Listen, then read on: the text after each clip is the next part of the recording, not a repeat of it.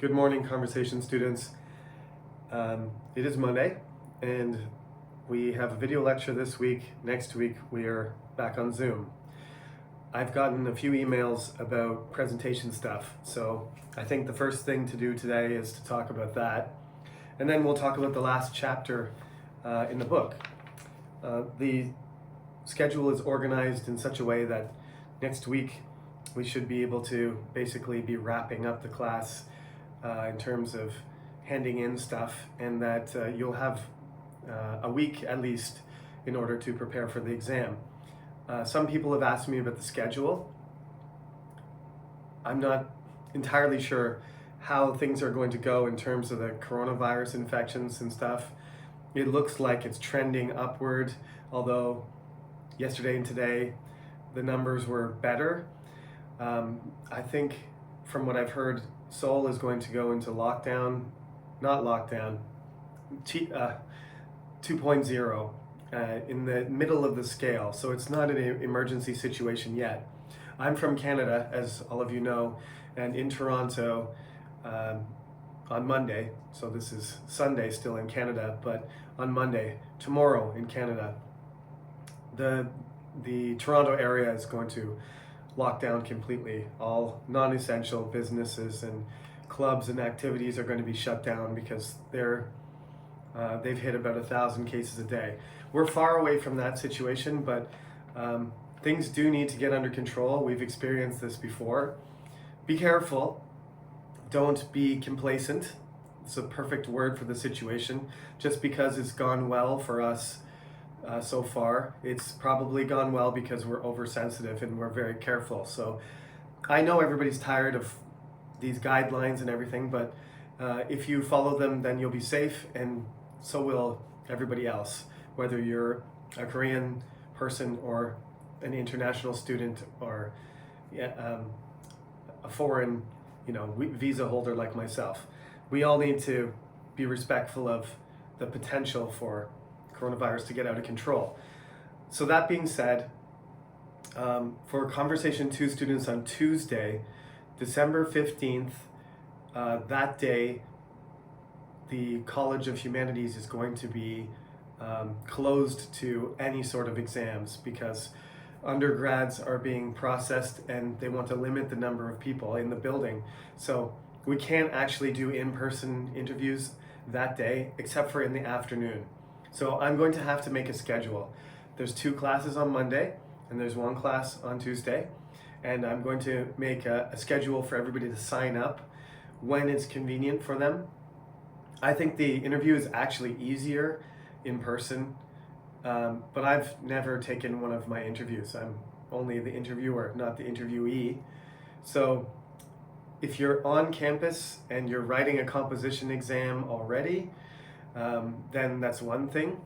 The Composition 2 class on Tuesday, we're going to have to do something about that class too, because we can't have our exam on the 15th. That was my plan. So I was just informed of this today. I know all of you want to get your schedule figured out. I will tell you as soon as I can figure out what days I'm allowed to do it. I was just told this morning that December 15th, which is our day for Tuesday classes, is not available. So things have to be adjusted.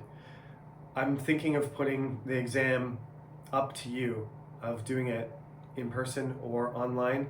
I honestly much prefer to interview in person. I haven't seen you all semester. That was my plan, that everybody would come to my office and everybody would get the exam the same way. But the situation is not under our control. That's why everything is in person. That's the way we would prefer it. So we'll have to roll with the punches, as they say, and I will keep you posted. But by our Zoom lecture next week, there will be a schedule ready, and you will have to sign up for a time on a certain day, according to when you're available and whether you'd prefer to do it on Zoom or in person. Obviously, you don't have to worry about where your eyes are looking in the interview in person, and you don't have to worry about small screens or big screens or internet connections or anything like that. You can just sit down, relax, do your 10 minutes with me and then leave, and that's all you have to do. Otherwise, if you prefer, then, or it's necessary, then we will do it on Zoom. I'm going to leave it up to you, ultimately, whether you are going to be available to come to my office or not, okay? So Tuesday, December 15th, definitely the morning, and I was told until 2 p.m. The building is closed to us. I don't really understand why they would do that in the middle of exams, but I am not the Chungnam administration. I am just a lecturer trying to sort out my schedule. So it's not up to me. Presentations. They're due next Friday. They're due next class, not next Friday. They're due next class on November 30th or December 1st. Originally, when I posted the guidelines on the website, there was an error about the due date, and that was changed immediately because a student emailed me the same day, and I changed the file. I updated it. However, you have an option when you look at the file to download it or to just view it. And if you downloaded the file, you downloaded the old one before I changed it. So the file is different. So the due date is in fact next Monday, next Tuesday, which is November 30th or December 1st. So to be clear, there was a due date from last semester because the criteria for the presentations are the same. So I used the same file and the date was wrong. So I updated it, and you should be able to get it and see the proper version. So you should hand it in by next week. I've received a few of them already, so people know what they're doing. I've watched 2 presentations so far and graded them, and both of them were excellent. There tends to be a correlation between students who do their work early and prepare very carefully and high grades.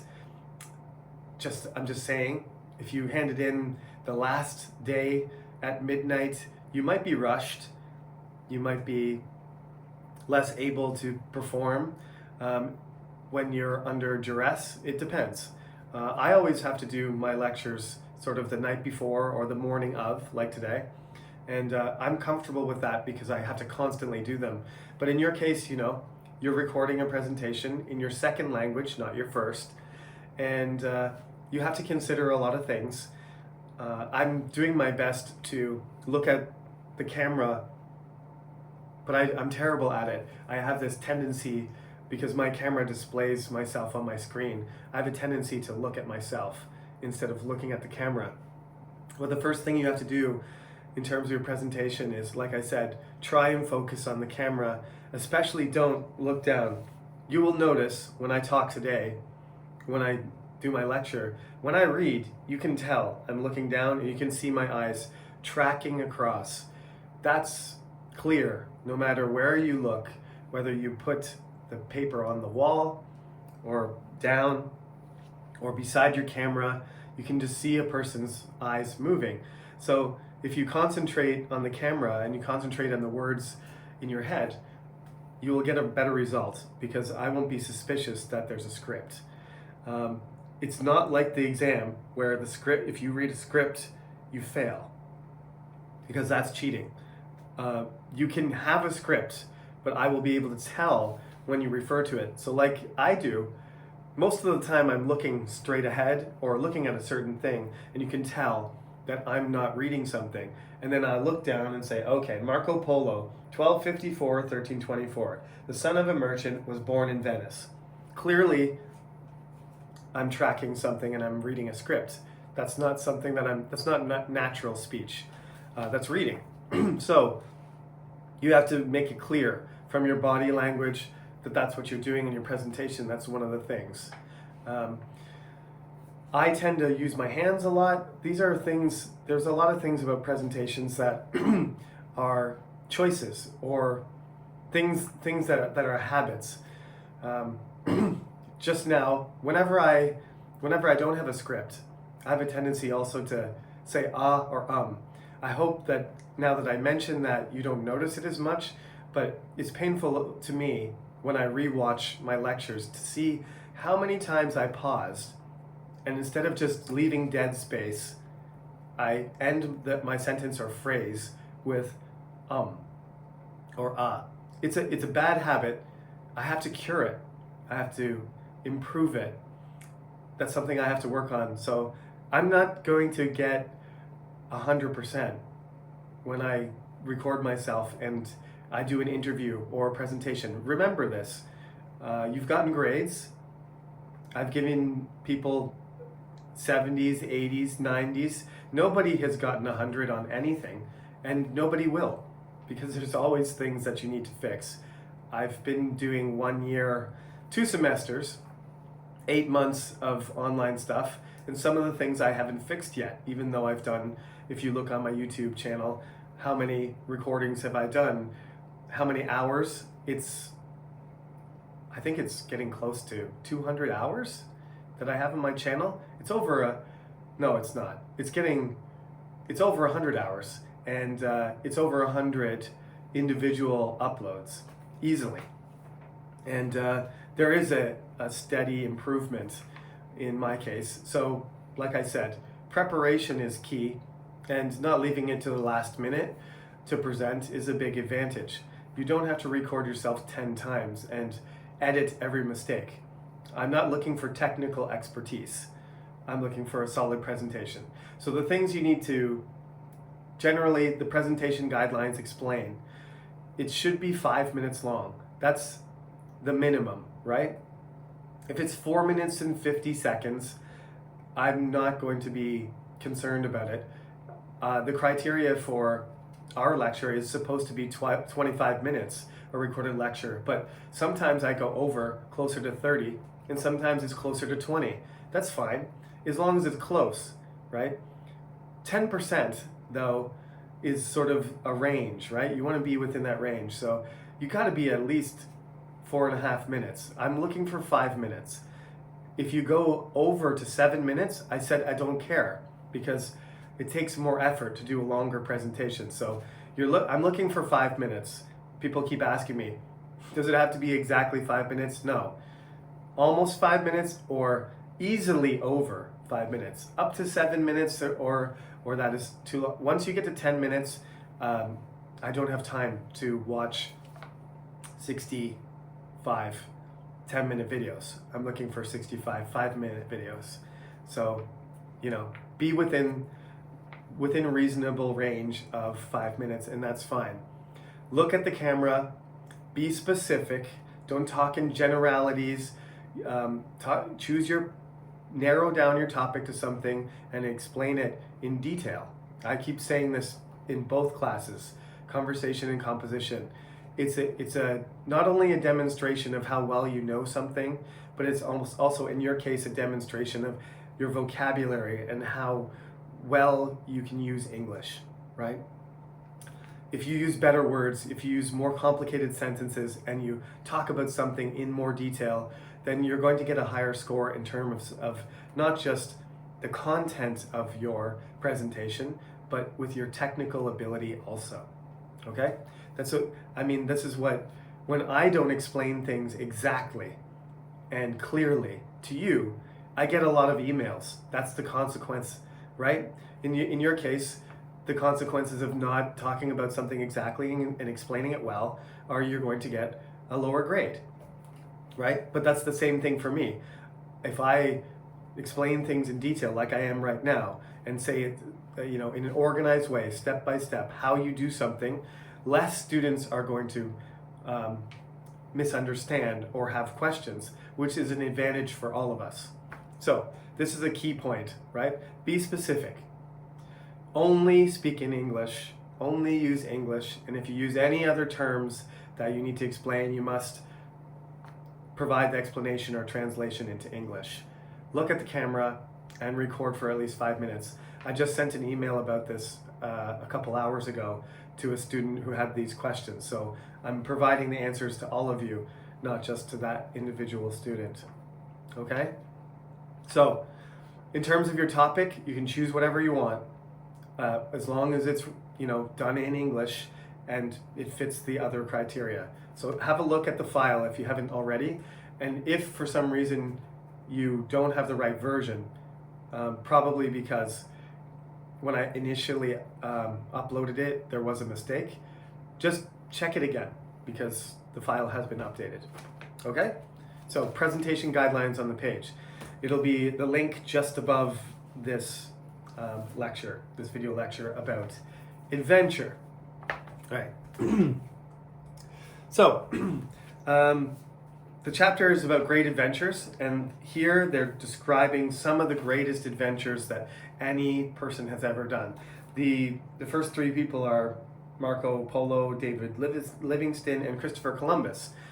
These people are explorers, so they're going places that very few, if any, human beings have gone before, in particular Europeans. Obviously, Marco Polo goes to Asia, and the Asians are already there. So lots of humans don't think this is a great adventure. That's daily life in China or the other countries that he passed through. Everybody's living their daily life, but to him, it's a great adventure because it's so different.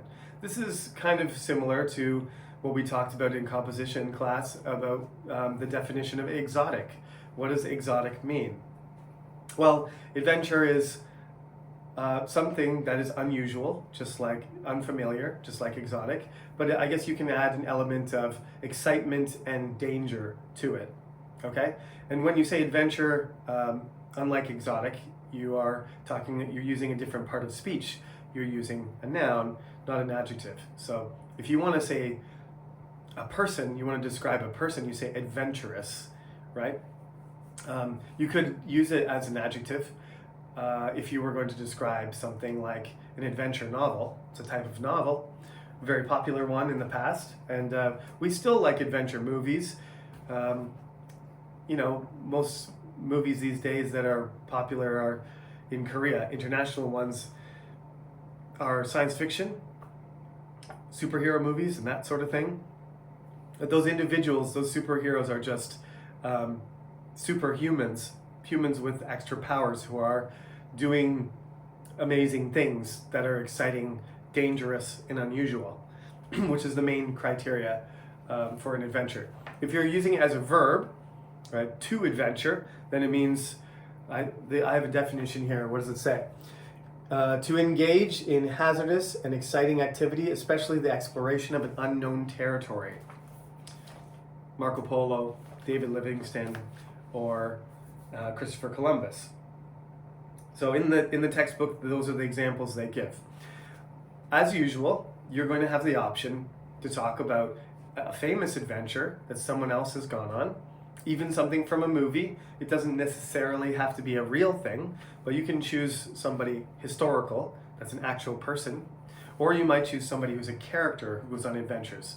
The lecture, that title that I chose, I haven't been giving lectures titles this semester.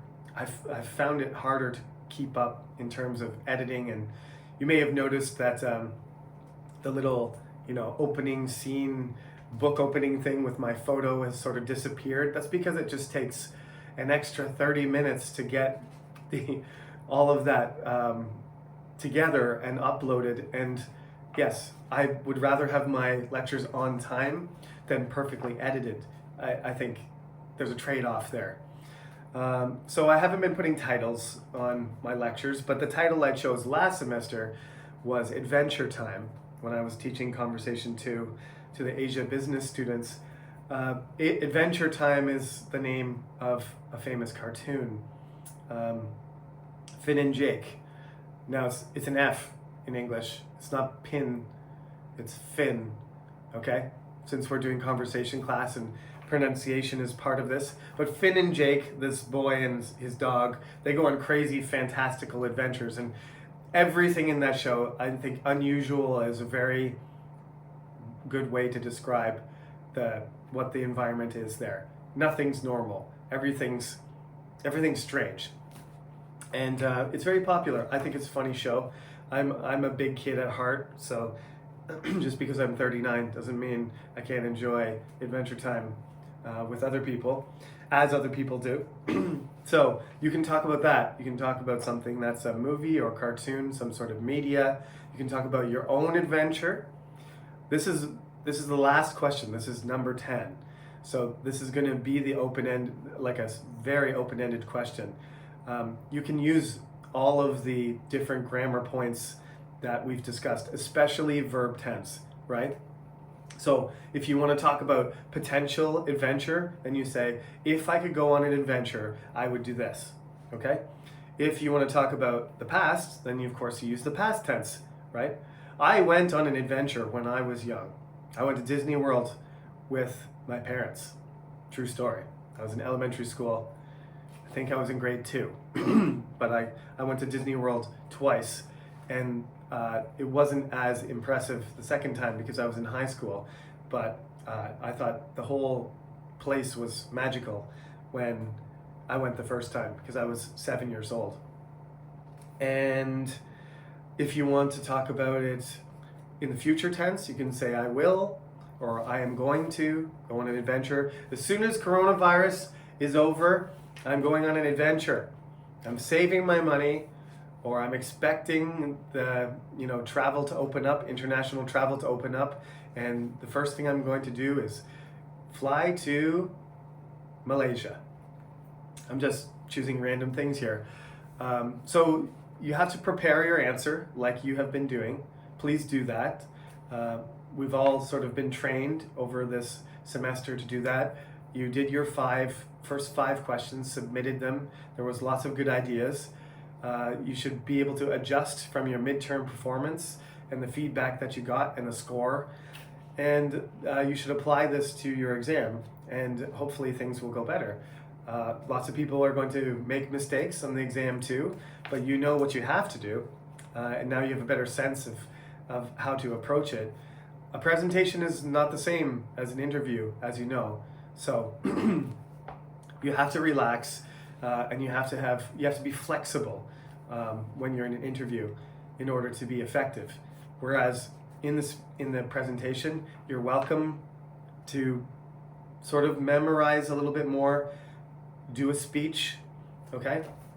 But in this question, just choose something where you think it fits the definition of adventure, whatever it may be. Wherever the source is, just make sure it's something exciting, dangerous, and unusual, okay? So they go on in the chapter to talk about camping as another example. Camping can be a fun adventure, and there's sometimes danger involved, depending. Not glamping. I didn't say glamping, I said camping. Real camping involves backpacks and canoes and rapids, waterfalls, bears, wolves, cougars, that kind of stuff. Falling trees. Car camping, as we call it in Canada, is a different thing. There's a storyboard that helps you orient sequence of events. So if you're talking about a story that's historical or about yourself, it's a past thing, then make sure you have a sense of what's happening first, then what's happening, and next, and following that, and then after that, the conclusion. Make sure the story is complete, just like when you were telling me a good story back in the midterm. I think that was question number 4, right? Chapter number 4. Tell me a good story. Storytelling. Do you know a good story? Chapter 4. Okay. So another thing for the exam, just to be so that you're aware, we're going to talk about all these things probably again in Zoom. That's the purpose of Zoom, to have discussion and make sure everybody's listening. But please pay attention to the video lecture so I don't repeat everything. But the exam, also, the exam questions are 2 from the new 5 and 1 from the old 5. And similar type questions like chapter 10 and chapter 4, I'm only going to ask you one of those 2. That doesn't mean you should have the same answer for both ones, but this is a strategy for interviews, of course, is that you have sort of flexible answers that can be adapted to different questions. If I ask you a question if I ask you a midterm question from the first 5 and it happens to be one of the ones you did already, you don't have to give the same answer. You can completely change your answer. That's also part of the interview experience. You got to pretend that this is a completely new situation. I ask you to tell me a good story again, and you say, well, do I have to answer the same way? Do I have to answer the same, give the same answer as I did at the midterm? Absolutely not. You're welcome to if you want. That could be an advantage if you choose to do that. But at the same time, like I said, if you have something prepared for chapter number 10 and it also fits for chapter 4, question number 4, then you only have to prepare one answer for those two. Not all of the questions are like that. It's not like I have 2 questions about a house. So you're going to probably keep the same answer as you did for the midterm. But it is true that when people ask you things that you like, or your hobby, or your interest, those are 3 different questions, but they're going to have the same answer. So you can, be prepared for 3 questions with 1 answer. Just a little tip there. Now I'm sure everybody's going to follow my advice and just prepare for number 10 and not worry about number 4, but that is something that you should be aware of. I always tell my students preparing for interviews that you can't prepare for every question. So you might as well prepare for the most likely questions and then sort of make them flexible so they can cover multiple questions. Okay, I hope that helps you prepare for your presentations.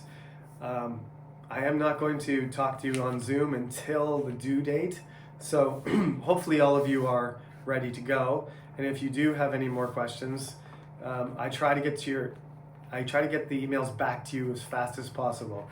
But please allow me a day or 2 to get back to you. If I don't, send me a second email. It's happened this semester because I didn't have time, or because I got too many emails at once and something didn't get handled.